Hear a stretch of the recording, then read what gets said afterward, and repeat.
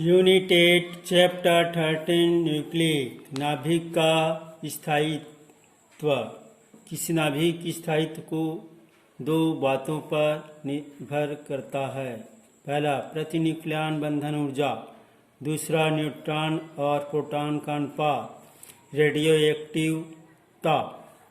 किसी पदार्थ से स्वतः ही बैकरेल किरणें निकलने की इस घटना को रेडियो एक्टिवता कहते हैं तथा विकिरण उत्सर्जित करने वाले पदार्थ को रेडियो एक्टिव पदार्थ कहते हैं। बैकरेल किरणों के गुण। पहला, ये किरण पदार्थ से स्वतः ही निकलती हैं। दूसरा, ये किरणें रेडियो एक्टिव पदार्थ के सभी यौगिकों में से निकलती हैं। तीसरा, इन किरणों पर पदार्थ के ताप तथा अन्य भौतिक व रासायनिक अवस्थाओं का कोई प्रभाव नहीं पड़ता। चौथा, बैकरेल किरणों अल्फा कण, बीटा कण और गामा किरणों से मिलकर बनी होती है। एक सतह गामा किरणों के स्रोतों में अंतर। पहला, एक्स किरणें इलेक्ट्रॉन के एक ऊर्जा स्तर से दूसरे ऊर्जा स्तर में संक्रमण के कारण उत्पन्न होती है। दूसरा, वाई किरणों की उत्पत्ति नाभिक से होने के कारण यह एक नाभिकीय गुण है।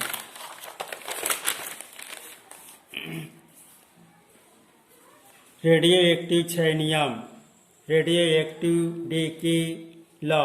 रदरफोर्ड और सोडी ने विभिन्न रेडियो एक्टिव पदार्थ के क्षय का प्रयोगात्मक अध्ययन करके एक नियम का प्रतिपादन किया जिसे रेडियो एक्टिव क्षय नियम या रदरफोर्ड सोडी का नियम कहते हैं। नियमानुसार किसी भी क्षण रेडियो एक्टिव परमाणुओं के क्षय होने की दर उस क्षण उपस्थित परमाणु की संख्या के अनुक्रमणपाती होती है।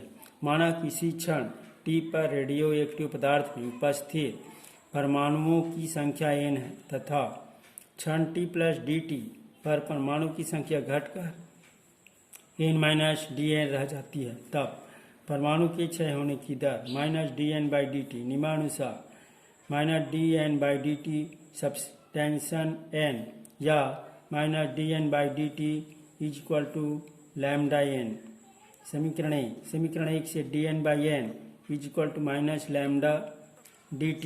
समीकरण 2 का समाकलन लेने पर integration dn/n is equal to minus lambda integrative dt या log base e n is equal to minus lambda t plus a। समीकरण 3, यदि प्रारंभ में परमाणुओं की संख्या n0 हो, अर्थात यदि t0 पर n is equal to n0 तो समीकरण 3 से log e n0 is equal to a। समीकरण 3 में a का मान रखने पर log base e n is equal to minus lambda t plus log e n0 या log base e n minus log base e n0 is equal to minus lambda t log base e n/n0 is equal to minus lambda t n/n0 is equal to e power minus lambda t या n is equal to n0 e power minus lambda t। Graph. उपस्थित परमाणुओं की संख्या a समय t। क्षय नियतांक।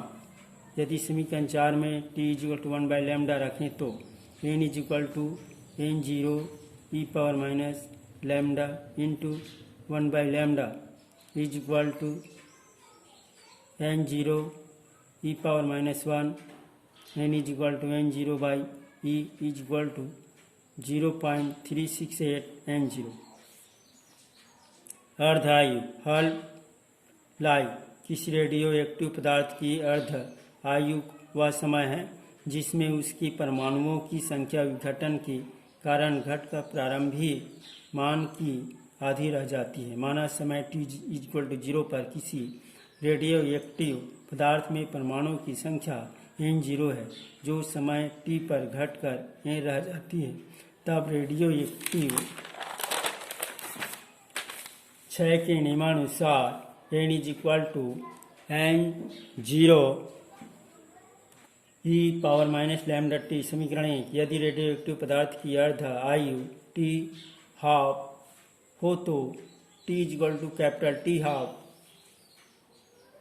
पर n is equal to n0/2 समीकरण 1 में मान रखने पर n0/2 is equal to n0 e power minus lambda t half या e power minus lambda t half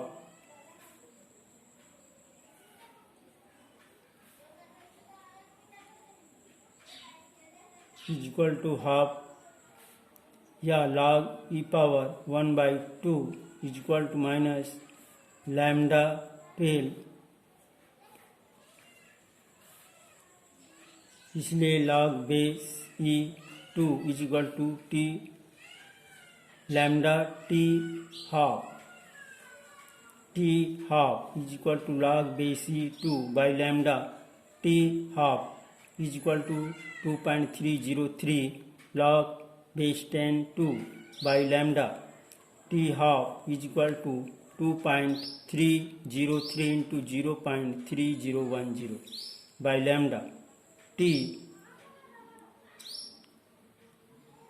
half 2 is equal to 0.6931 by lambda. उदाहरण रेडियम की अर्धायु 1620 वर्ष है, उसका क्षय नियतांक ज्ञात कीजिए।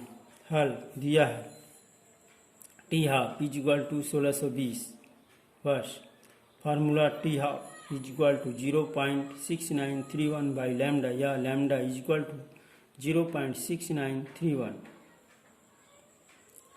T half lambda is equal to 0.6931 by 1620 is equal to 4.28 into 10⁻⁻⁴ प्रति वर्ष।